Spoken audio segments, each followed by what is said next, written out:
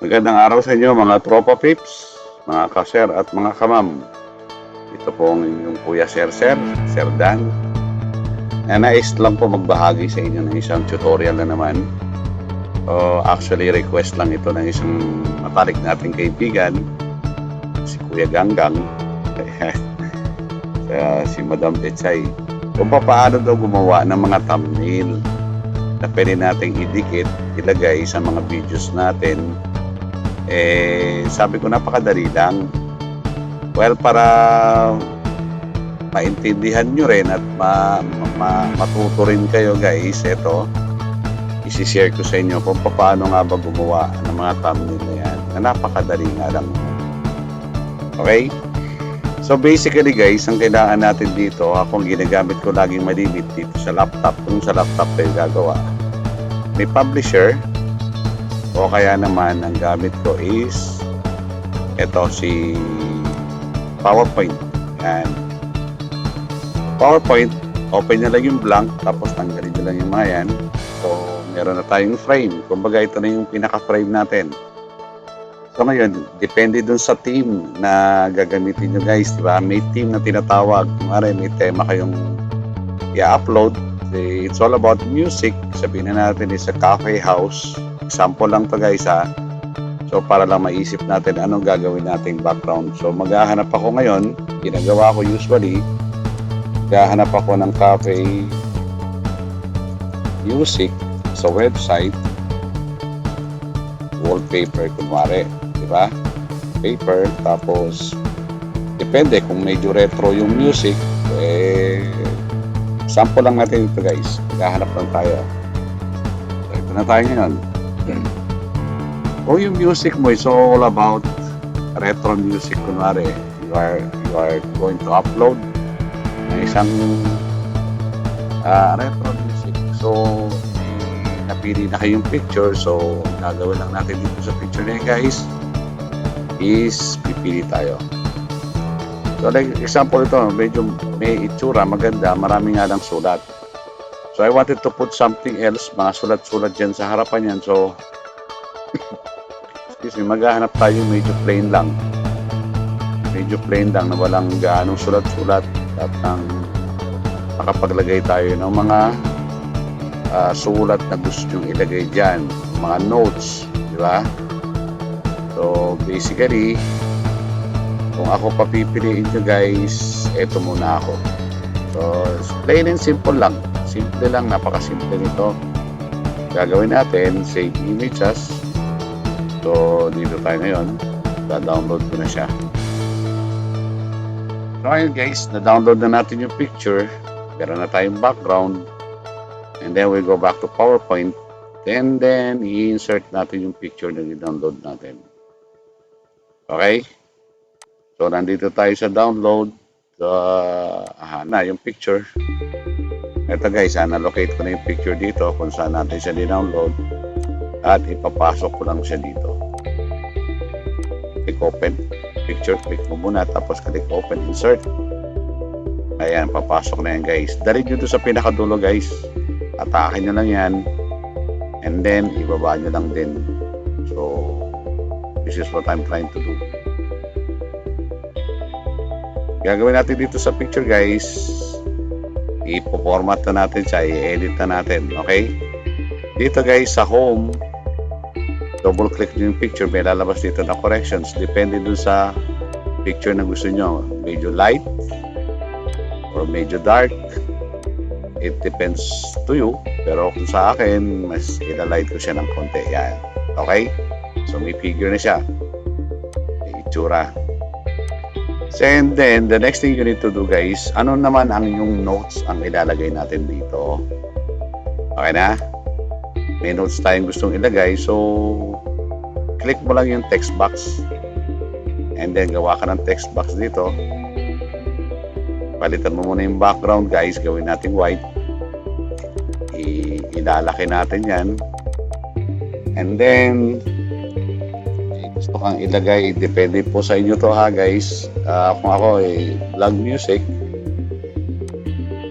yan, So yung picture ngayon guys, o yung letter na nilagay natin, para medyo ma-highlight siya ngayon, gagawin natin dito, ipo-format nyo siya, click yung text outline, lagyan natin ng medyo dark on the side, so nag-highlight na siya. Tapos text effect, bevel natin siya, ayun o, nag-iiba siya, di ba? O, nakita nyo?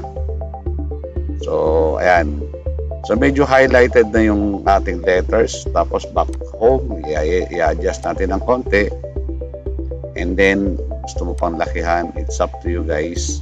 So yung kulay, pwede natin gawing silver siya, ayan. So medyo ano siya ba, nakalutang siya, so parang naka-emboss. So maganda na yung kinalabasan ng picture natin. And then siyempre vlog, dadagdagan natin ngayon Control C and V, so Charlie and Victory, doble siya. Ang gagawin ko nito ngayon guys, i-edit ko yan, ilitan natin ng konti, vlog, music free, kunwari, okay.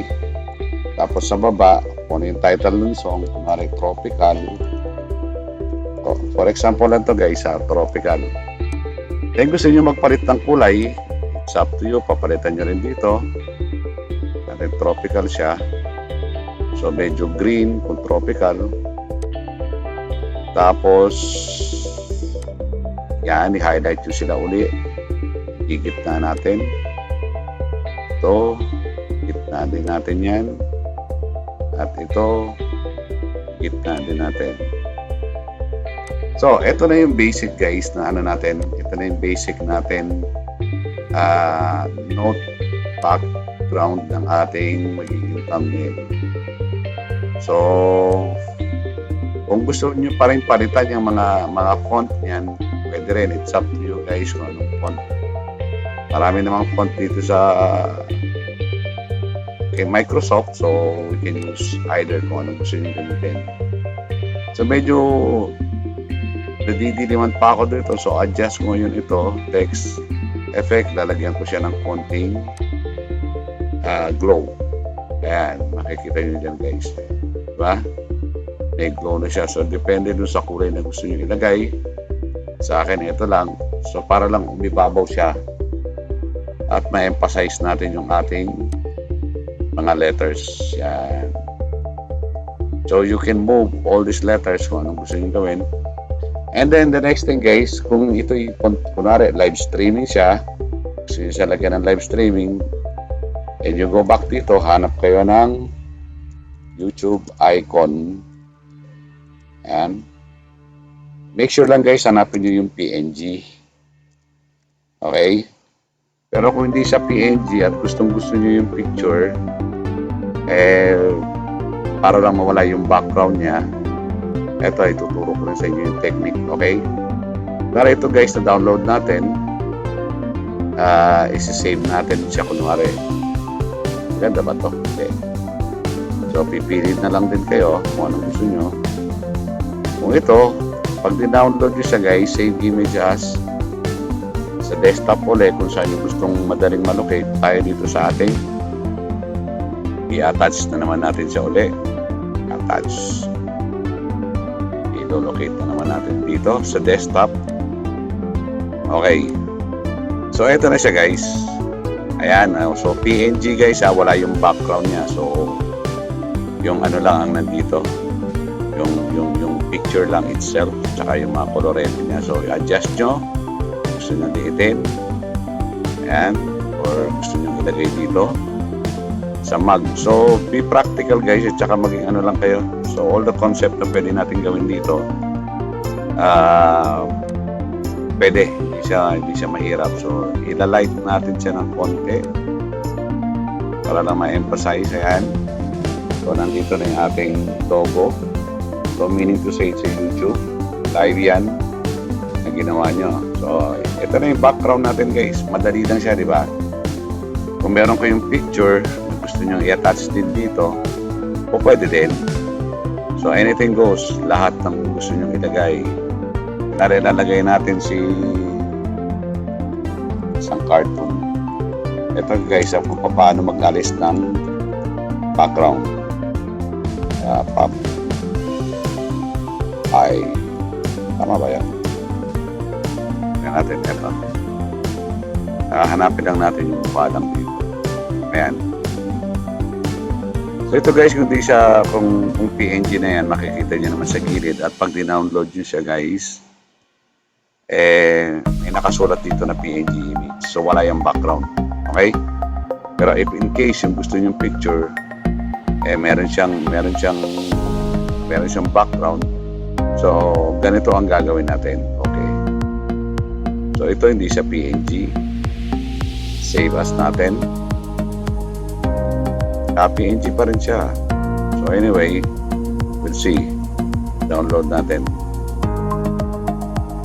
So nakita nyo si Popeye guys, meron siyang background, no?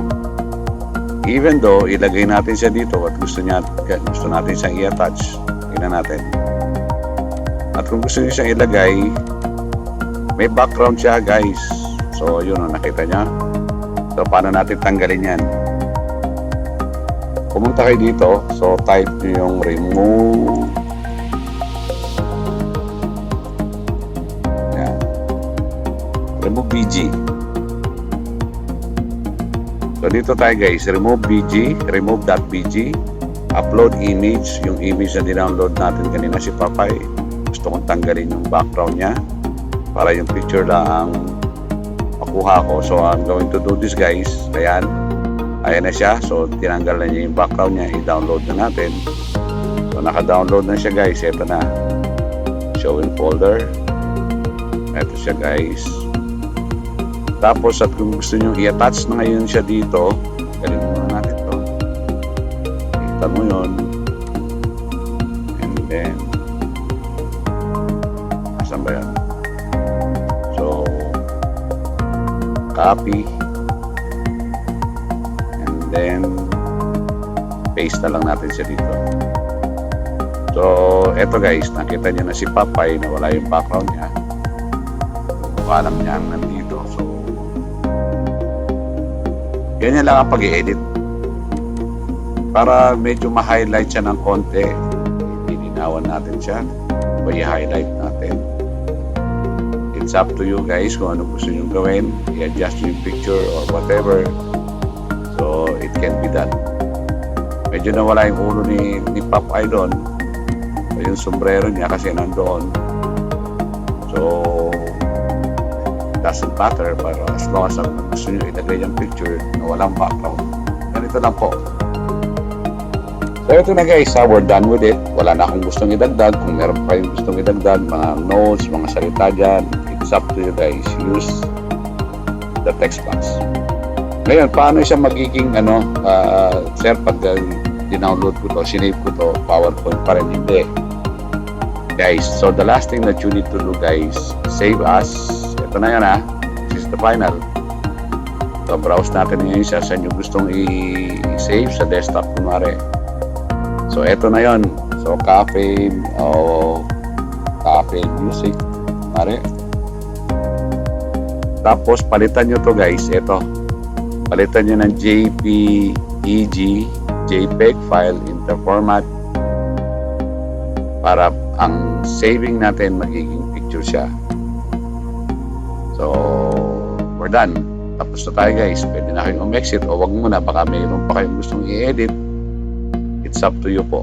So, basta yung picture na ginawa natin na thumbnail, ito'y tapos na. Makikita natin dito. So, we're done with it. Ayan guys, oh. So, picture na siya ngayon. Ay, kita natin. So, pag gumawa na kayo, mag-upload na kayo ng video nyo guys. Thumbnail na kayo. So, pwede nyo na i-attach ito. So, ito na po yung attachment as thumbnail natin na ilalagay dun sa ating video. So, napakadali lang po, PowerPoint lang ang gagamitin natin. Edit lang kayo dyan kung ano pang gusto nyo yung dagdag. Ilagay, letters, words, pictures, or whatever. Mga background na gusto nyo. Pag may background na kayo guys, may gusto kayong mga idagdag, hanapin nyo yung mga photo o pictures na may PNG.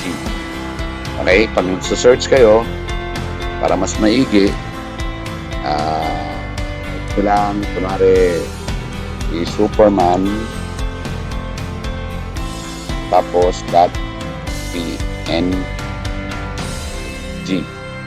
Para lahat ng picture na lalabas guys, wala na po yung background. Pero if in case na meron pang mga background yan, so malalaman nyo naman na naka-PNG yan. Eto guys, kunwari ito yung napili nyo, isi-save nyo siya. Kapag lumabas ang PNG, doon it means wala yung background. Okay? Nakita natin, no? So madali lang po, madali lang guys. I-save natin sa ngayon doon sa desktop. At kung gusto nyo i-save na siya dito, gusto nyo i-attach sa picture natin uli, o pwede pa rin. So save.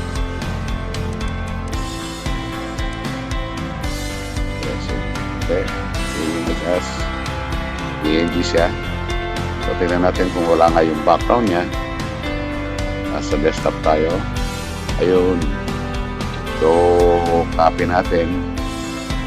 Sometimes guys, it's tricky sa website. Sabi, dinownload niyo siya PNG pero hindi naman pala. So kung ganito yung naging problema, go back to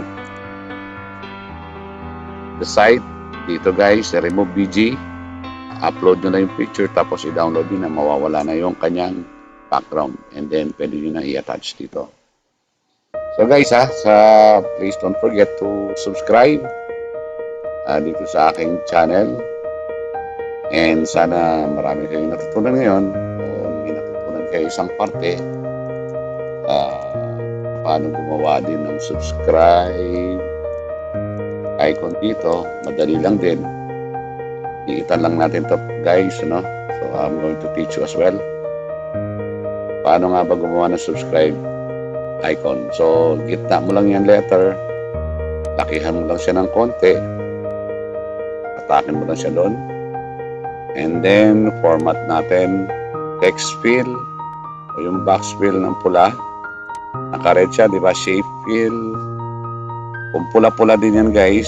So, gagawin natin dito, yung letter is gawin natin siyang puti para makita nyo. So, guys, there you have it. Meron na kayong subscribe button. Additional na lang to, bonus. So, ayan siya. Okay? Thank you. Salamat po. Sa ulitin guys mag-request lang kayo, mag-comment lang kayo niya kung ano gusto nyong paturo. I'll prepare the video for you para magkaroon tayo ng tutorial ulit. So, just give me an idea kung ano gusto nyong matutunan in terms of sa mga pag-upload ng video, mga copyright na yan. Everything goes, gagawin po natin. Maraming salamat sa inyong panonood. Sana may natutunan kayo. At sana huwag nyo na rin kaligtayin mag-comment, mag-like sa ating video dyan. So, thank you po. And we're done.